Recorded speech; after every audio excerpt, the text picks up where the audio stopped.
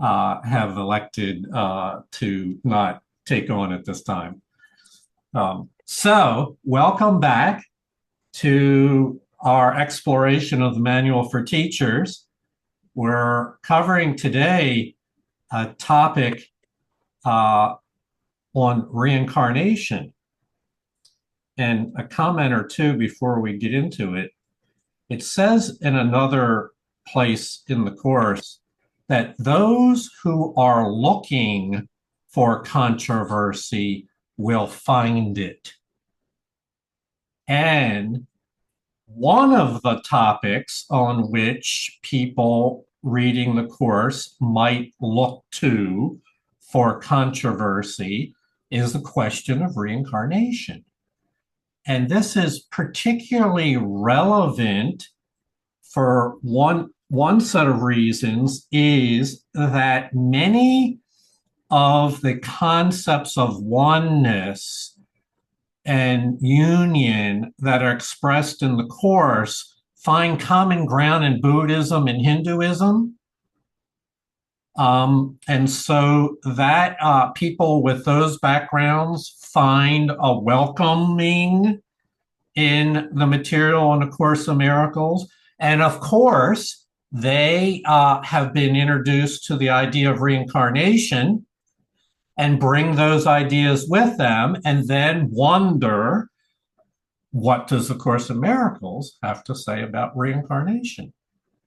So we will explore that topic today. Hello and welcome to Miracles on High Plains. My name is Jonica, and our reader today is David S.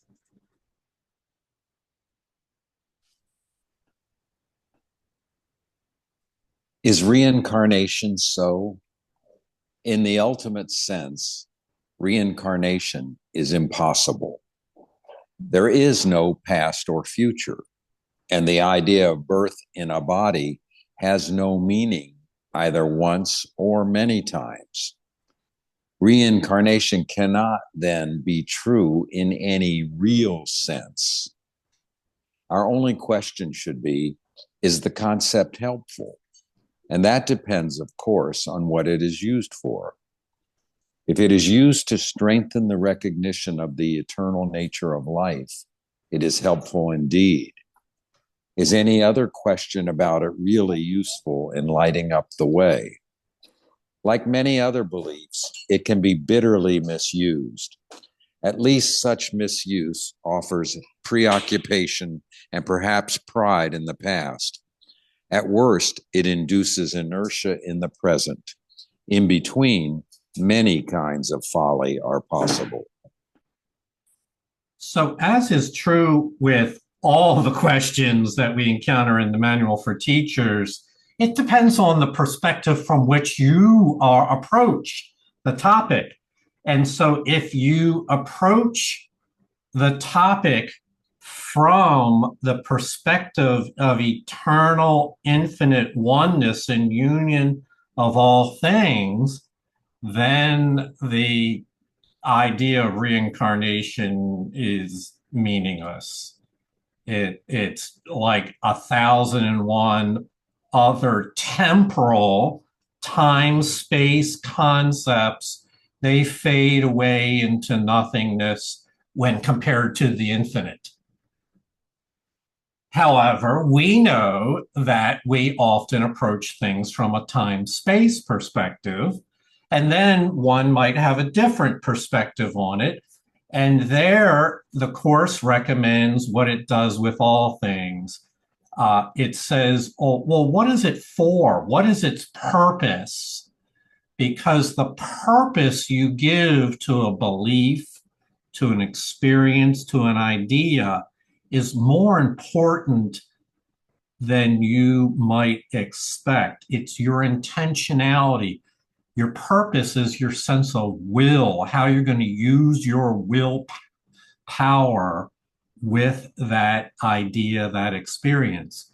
And so, how are you using your belief, your willpower with reincarnation? And if it is used to strengthen the recognition of the eternal nature of life, Well, that's a valid purpose, and then it's helpful. But if you use it for other reasons, then that is not helpful. For in other words, if it's used to drag you into the past, to avoid the present, to make up lots of other systematic plans about creation that have nothing to do with the recognition of the eternal nature of life, then it falls into those sets of beliefs that are temporal, time space, relevant, and ultimately, compared to eternity, meaningless. But there's more to the story. And what does it say? Reincarnation would not, under any circumstances, be the problem to be dealt with now. If it were responsible for some of the difficulties the individual faces now, his task would still be only to escape from them now. If he is laying the groundwork for a future life, he can still work out his salvation only now. To some, there may be comfort in the concept, and if it heartens them, its value is self-evident. It is certain, however, that the way to salvation can be found by those who believe in reincarnation and by those who do not. The idea cannot, therefore, be regarded as essential to the curriculum. There is always some risk in seeing the present in terms of the past. There is always some good in any thought which strengthens the idea that life and the body are not the same. So there's a principle that arises with many ideas in the Course of Miracles. I'm thinking about the idea about the body and about the world, where the Course says they are essentially neutral. The body has no opinion about itself. The world has no opinion about itself. It's neutral. And then we who have free will come along and impart upon the body and upon the world the meanings that we want it to have. They are not inherent in the thing itself. And I believe you can apply that principle to reincarnation. In itself, it's a neutral idea. But what purpose do you give it? And there are a number of ways in which one can induce illusions into that idea, and we should be aware of them. For instance, if reincarnation causes one to become preoccupied with the future and move one's attention away from the present and what you can do here and now, then one is distracted into an imaginary future, and that would not be helpful, because our experience with life and love is only in the now. So for this reason, the idea of reincarnation cannot be regarded as essential to the curriculum of A Course in Miracles. It's not essential. Yes, there are always some risk in interpreting the present experience in terms of the past, and the Course would not validate nor encourage, just the opposite, would warn us about interpreting the present in terms of the past.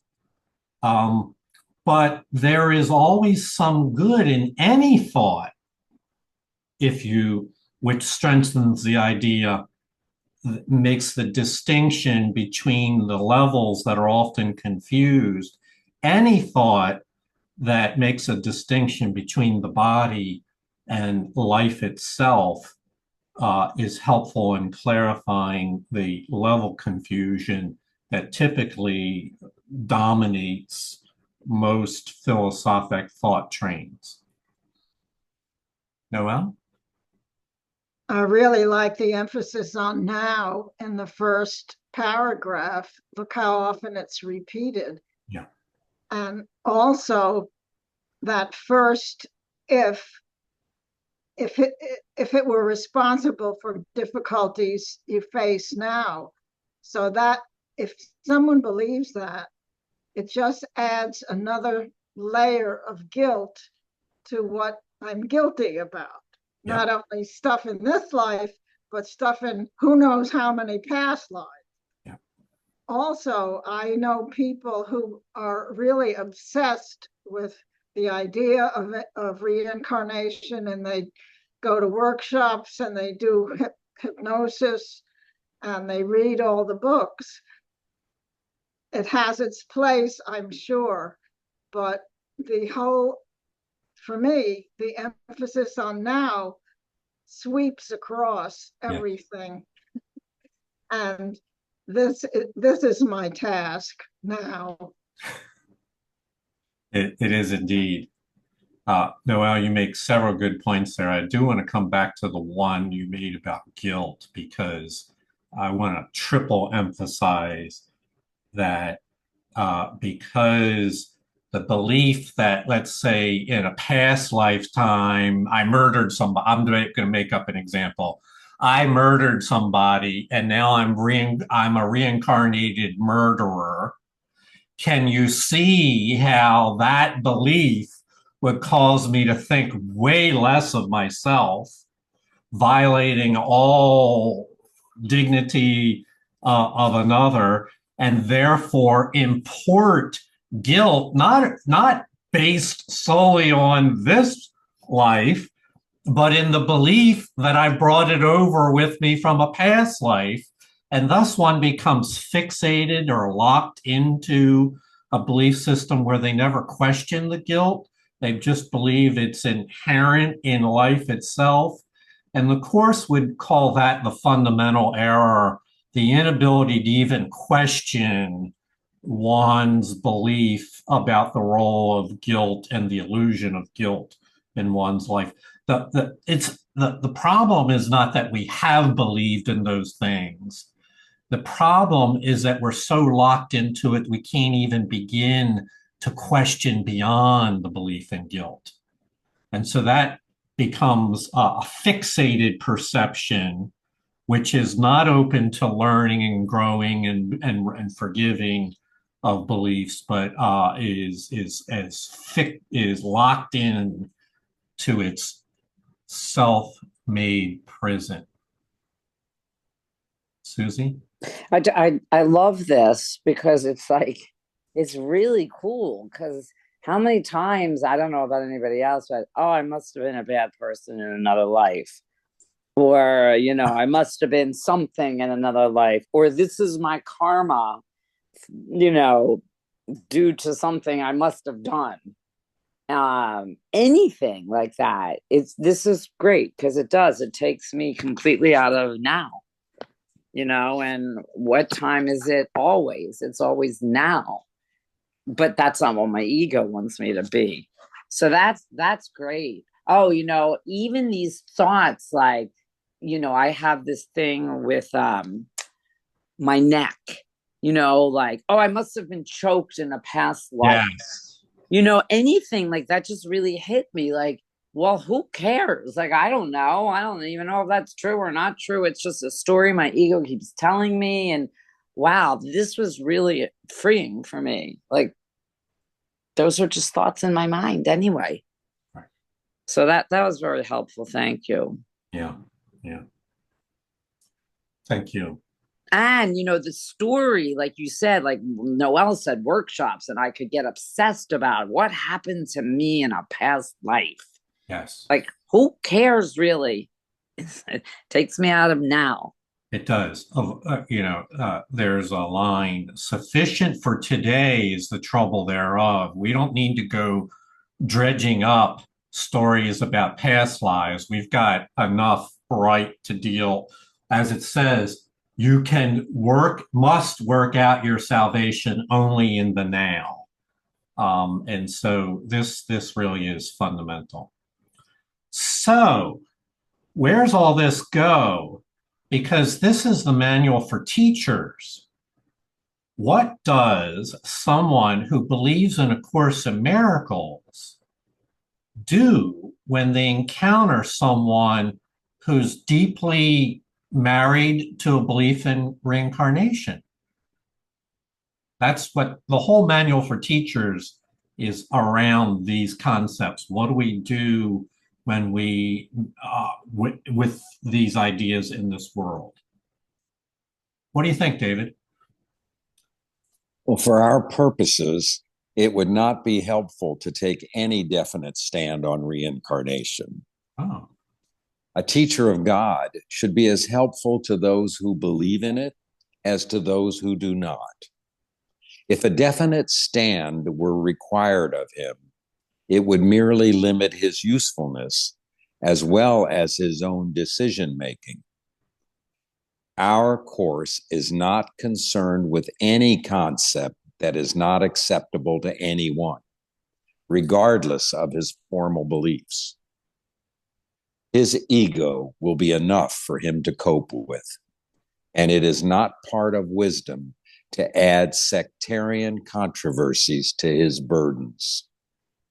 Nor would there be an advantage in his premature acceptance of the course merely because it advocates a long-held belief of his own. Mm-hmm.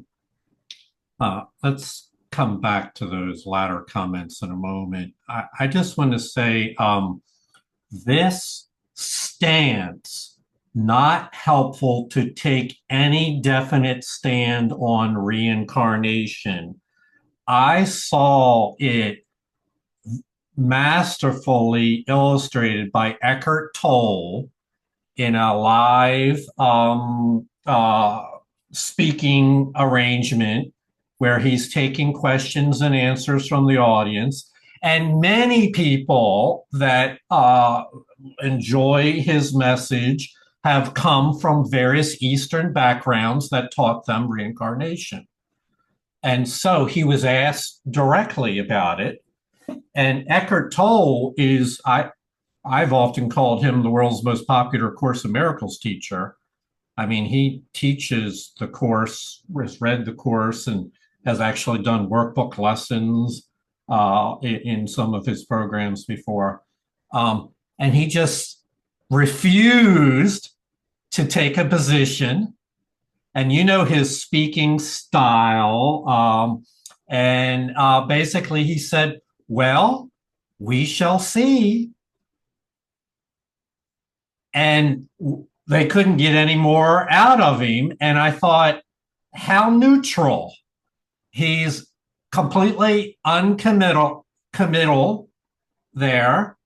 And if he were to take a definite stand, it would merely limit his usefulness as well as his own decision making. So he offended no one in the audience, nor did he advocate any position with regards to reincarnation. And so this would be I think the central message of this section is to a miracle worker to take no position at all, to have no judgment, to exercise no subjective opinion. I don't believe in reincarnation. I do believe in reincarnation. To be neutral and refocus on what does matter, such as all healing occurs in the now. What are we truly as beings? That would be a better use of our attention and of our time. All right, so now to broaden that idea in its application, to make a broad principle about it, this course is not concerned with any concept that's not acceptable to anyone. This course is not looking for to invoke controversies, to take dogmatic positions, to define who's in the belief system and who's out. When people deal with this course, their ego is enough to deal with, much less have to deal with all these beliefs. Should I believe in baptism? Should I believe in eternal? It goes on and on and on, life. Those are all a part of what, and this is a key word, sectarian controversies. There is a tendency amongst people in general to divide themselves according to what belief system you believe in.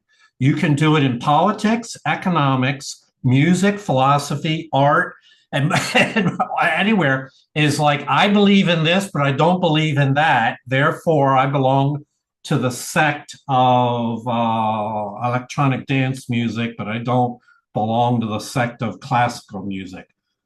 Maybe that's a bit of a stretch of the example, but you get the idea. So the course would just remain neutral with regards to these issues, making no attempt whatsoever to take those ideas away from people who are wedded to them, but rather to move on to things that really have significance. So let's just accept that principle for a moment. Trying to practice that, you're going to encounter your ego. Because in your own mind, you might have an opinion, private opinion, with regard to politics, economics, reincarnation, etc. But it would not be helpful to take a definite stand on these issues, because when representing the Course of Miracles, because the Course is not concerned with any concept that is not acceptable to anyone. And this is why in this group has no opinion on outside matters, is the language often adopted from the 12 steps. We have no opinion on politics. The Course of Miracles does not take a position on current political points of view or economic theories, et cetera, because to do so would be to favor those that buy into those temporary ideas and to discourage or omit those who are opposed to those temporary ideas. So, comment, David Welton? Yeah, thank you, Jonica. As you were talking, it just had me think that really this subject of reincarnation is the essence of the entire course, in that the question that it poses for us all to ask every really minute of every day is this belief helpful? Yes. We've talked about that before, and that's really, it's kind of just it's a mirror. That's the miracle. Is this belief helpful? Recognizing that it's not, like we've been talking about, then you just know, well, you have to make a shift.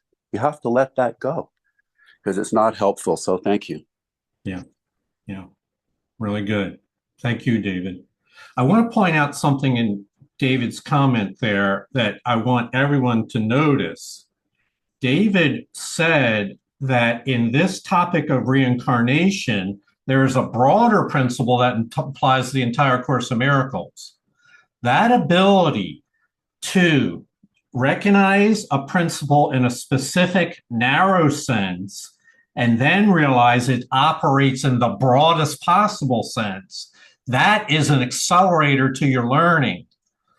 All of us can benefit from learning to abstract a principle to see how it's applicable in a wide sense and in all instances, all circumstances, and not just limit the principle to a particular application. So this is how the Holy Spirit teaches. This is why the writing is often abstract and without a specific reference, because it's meant to be applicable to all instances. Susie? Just to follow up what David Welton said, the Course tells us over and over again to ask always, what is this for? What is this for? What is this for? And, you know, if we're willing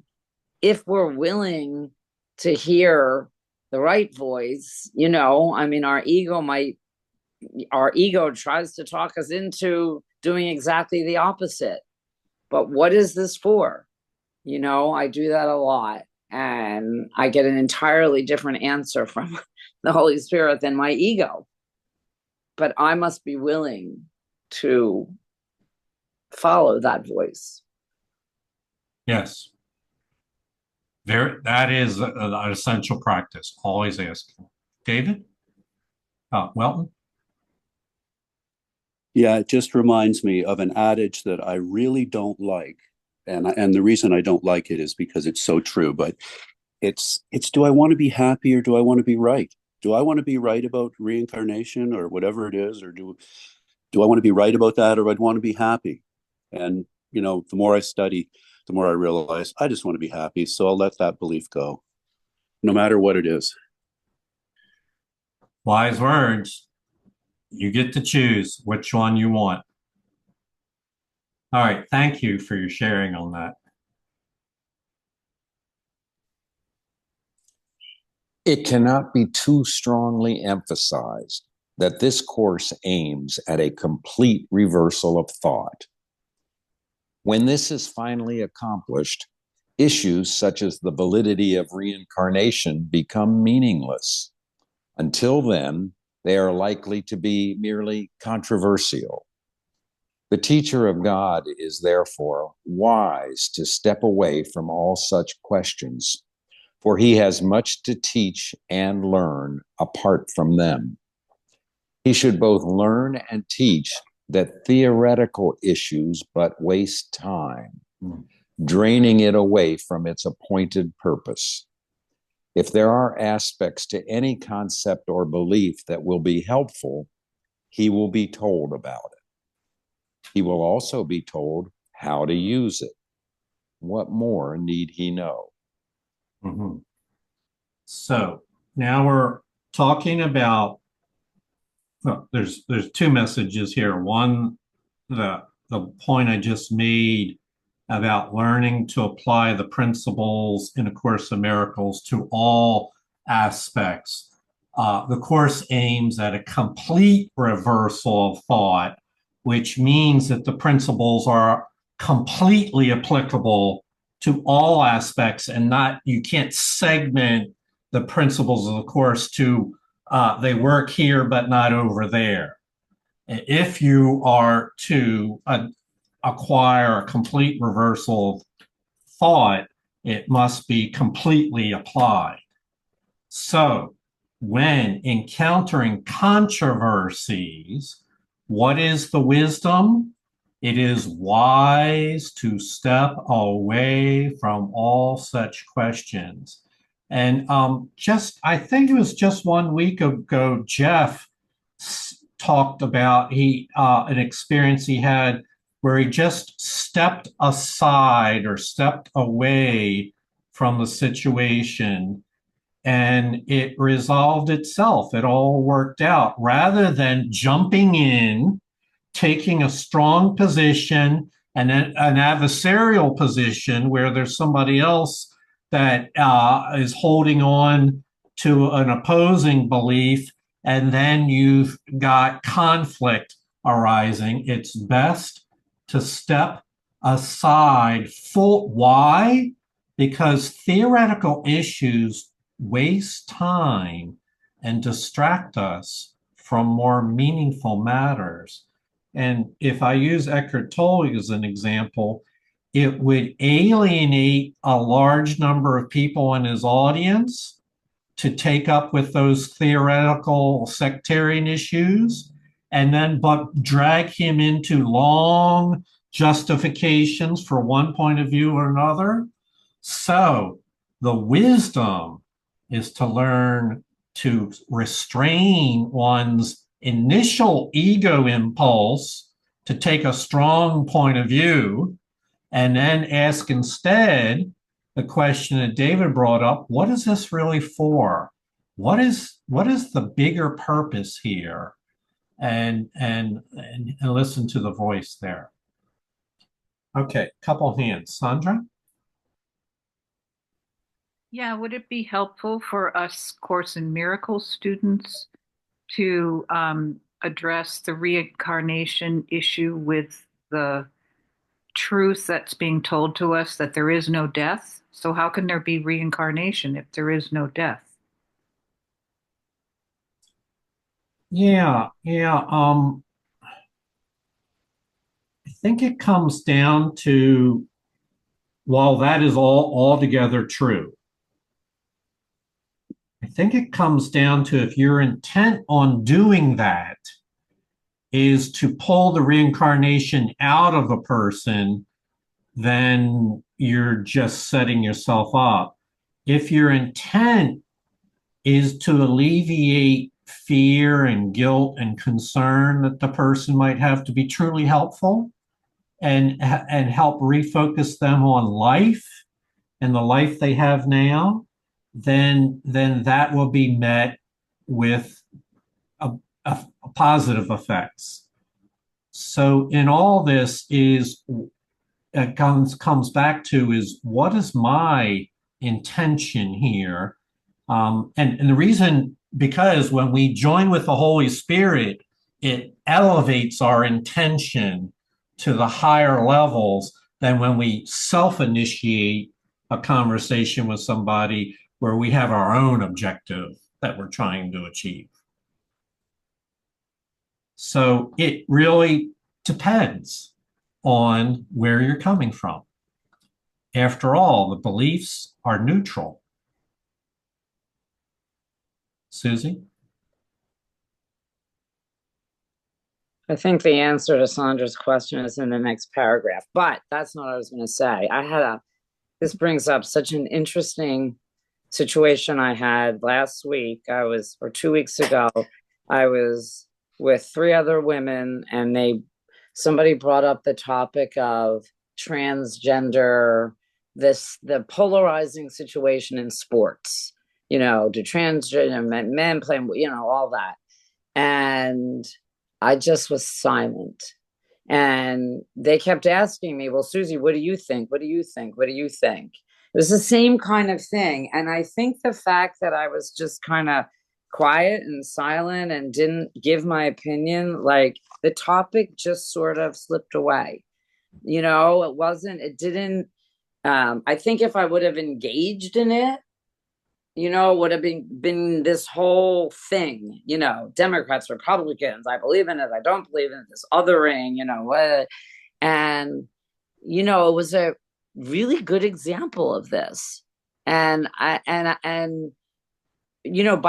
saying nothing and being quiet, I think, and if we truly are one mind, right? And my thoughts were just kind of neutral, I think it kind of just maybe neutralized the table. We were playing cards. And then it just poof, went away.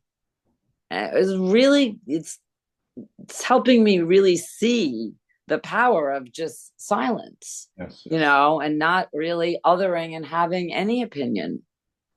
So, and whether I have a belief or not, Susie, or whether Susie has a belief or not, it was just better to stay quiet. Yes. This is the art of applying A Course in Miracles, is learning when not to say anything. So the principle that you might want to remember is that theoretical issues but waste time and invite controversy. That is not helpful. So Susie says the answer is in the next paragraph. That won't be the first time that's happened. Does this mean that the teacher of God should not believe in reincarnation himself or discuss it with others who do? The answer is certainly not. If he does believe in reincarnation, it would be a mistake for him to renounce the belief unless his internal teacher so advised, and this is most unlikely. He might be advised that he is misusing the belief in some way that is detrimental to his pupil's advance or his own. Reinterpretation would then be recommended because it is necessary. All that must be recognized, however, is that birth was not the beginning and death is not the end. Yet even this much is not required of the beginner. He need merely accept the idea that what he knows is not necessarily all there is to learn. His journey has begun. So you've no doubt noticed in previous sections that the course provides a very nuanced response to really all of these questions. Seldom is it dogmatic or sectarian that says, no, it must be this way, it cannot be that way. And here is a good example of them.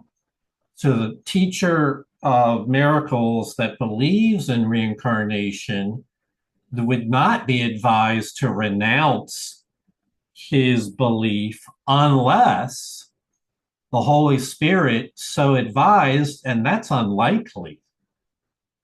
So now we've got a very nuanced look. If you've arrived at the course with a strong belief in reincarnation, it does not say that you must renounce it unless you wind up misusing the belief in some way that's detrimental to advancement. And then reinterpretation would be recommended because it's necessary. And so very nuanced here, not, and do I want to go into that? Okay. I'll spend a minute here. There is, within developmental psychology, several models of progression through different domains. You can progress through the moral domain and elevate over time your moral position, your ethical position. You can do that psychologically, where you were able to encompass not only your own well-being, but take responsibility and interest in the well-being of others. You can enlarge in that. You can do that with your faith, have in larger and larger perspectives where one is able to integrate a broader realm of experiences and ideas. But we don't start out that way. We start out thinking small. And there are many examples in our world where people approach these questions with very small thinking. We'll call it black and white thinking. Either it is or it isn't. Don't give me any of that nuanced answer. Just tell me what the rules are and the doctrine is, and I'll follow it. That large parts of in an authoritative structure of religion or politics, people are expected to fall in line with what they are told, not to think for themselves. So it produces very black and white thinking. This is approved.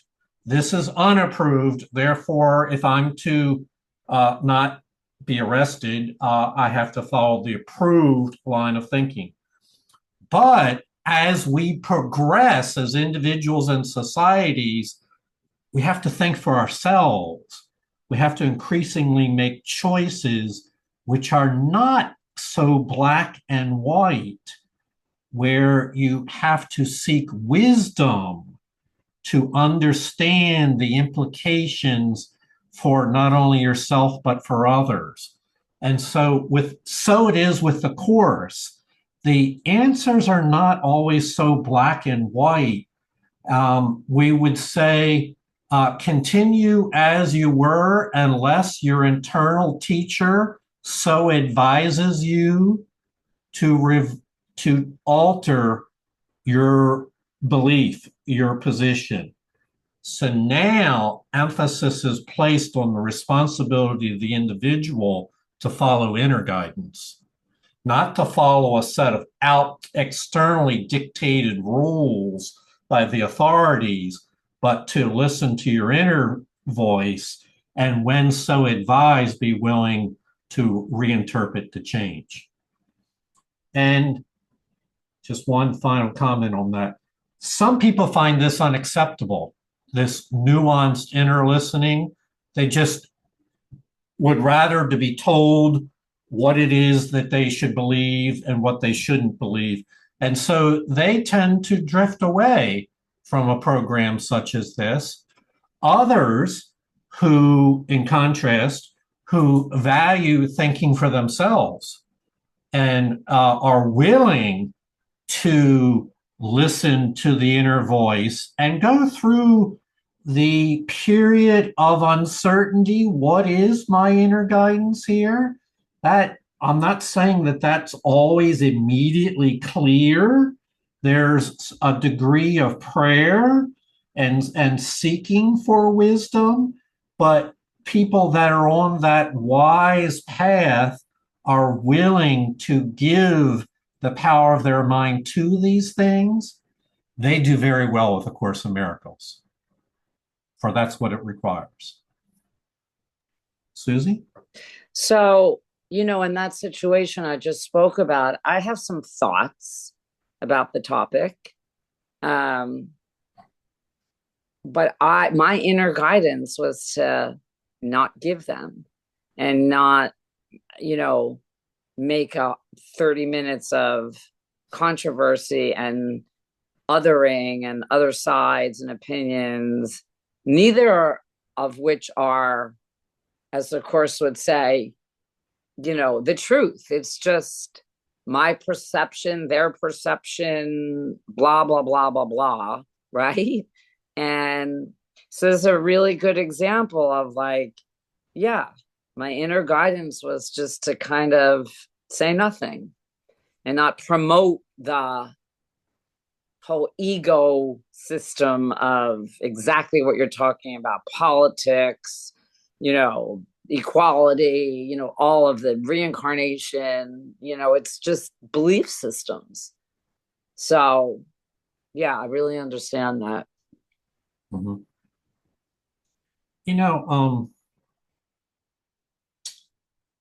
There was a song, and I can't remember if it's 4 or 5 years ago, it was in recent memory, that caught the entire world.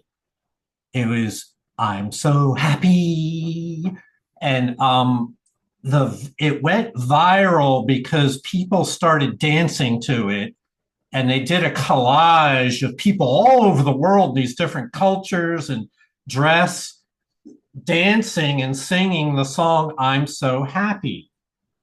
Pharrell Williams, I believe, is the name of the author, and he's a very interesting creative artist. And he said something once that I kept here. They asked him about his belief system.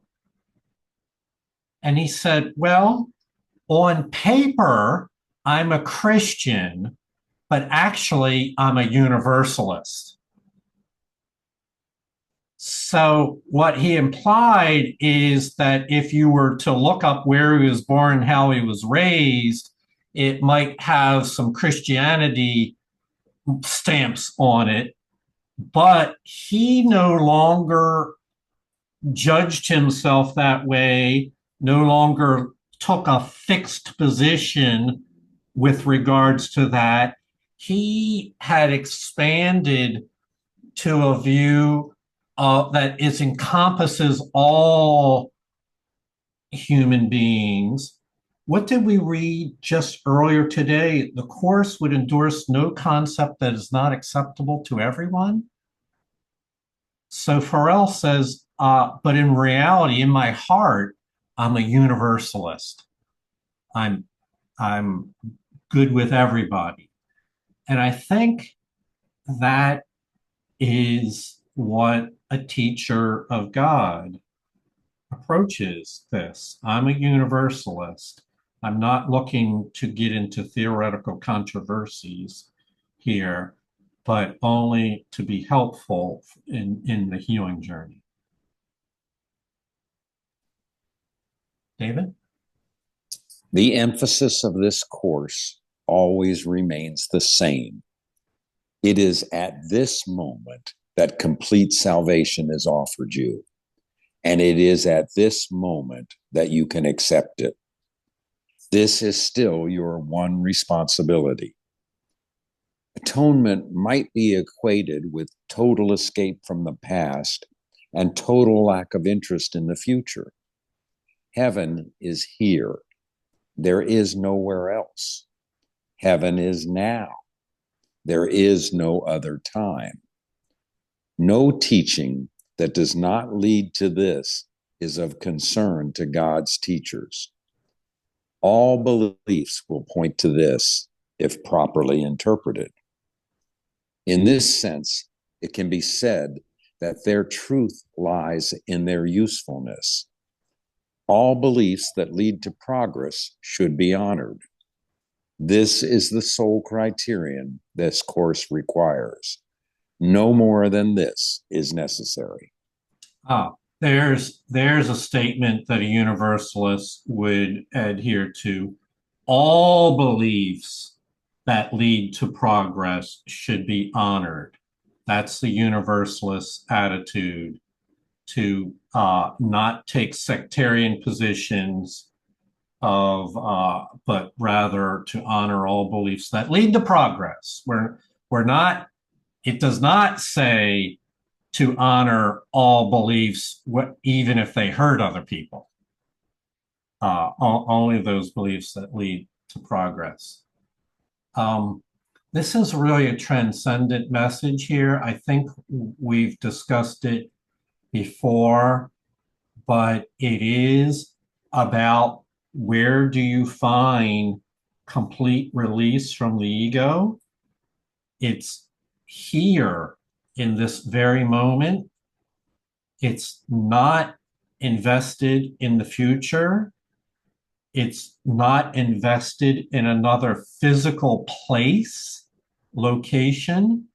It's now, in this time. It's in our awareness that has never changed. Let me restate this from another perspective.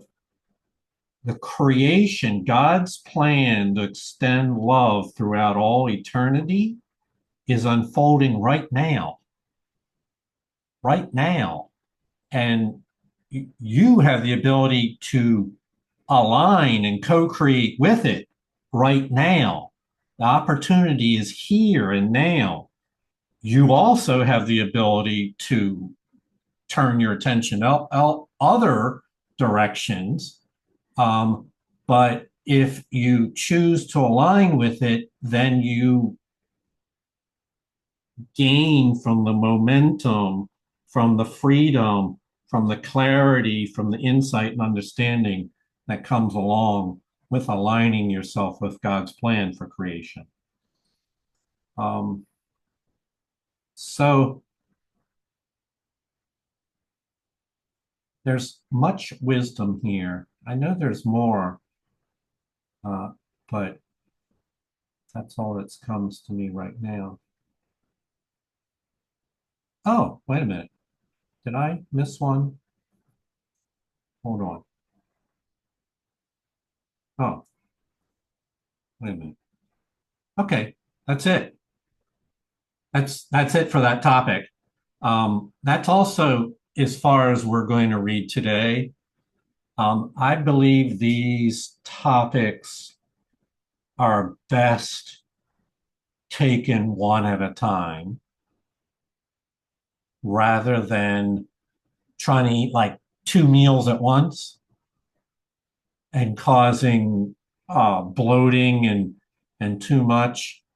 This is a profound application of the universal principle that David mentioned to ask yourself, what is this for? What does wisdom what wisdom have me say and do in this moment? To learn to apply these things is to pursue the path of inner guidance and inner wisdom. And so we're going to leave it at that. We will, on our next session, take up a topic that is also perhaps controversial for some, but for others, I'll just give a little preview here. When we practice A Course in Miracles, the subconscious confusion and blockages that we thought were normal begin to dissipate and empty out. And what happens is the deeper layers of your true self, your true higher mind, that those thoughts arise and flow freely into your conscious mind. And other people have those thoughts in their conscious mind as well. And all of a sudden you realize this has happened with a number of us already, that we were thinking the same thing at the same time. And we wonder, well, what's going on there? How could that be? Like, I know with David, I texted him something once and he texted back, Susie and I were just talking about that. And there was no coordination. It was kind of an off the wall topic.